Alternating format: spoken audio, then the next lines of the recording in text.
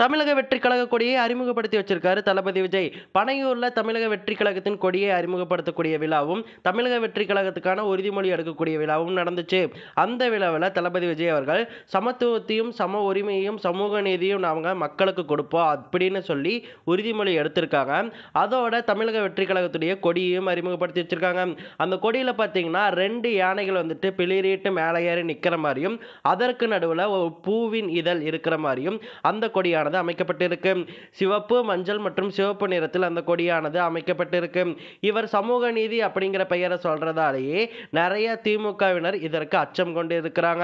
இது சமூக நீதி இல்ல அப்படின்னு சொல்லிட்டு இருக்காங்க. மற்ற பிற கட்சிகளும் தளபதி விஜய் அவர்கள் இந்த கட்சியை ஆரம்பிச்சதுக்கு எதிராக பல கருத்துக்களை போட துவங்கி இருக்காங்க.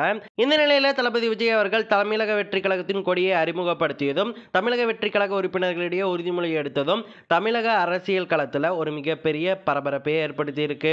இந்த கொடியை பத்தி நீங்க என்ன நினைக்கிறீங்க அப்படிங்கிறத மறக்காம கமெண்ட்ல சொல்லிட்டு போங்க.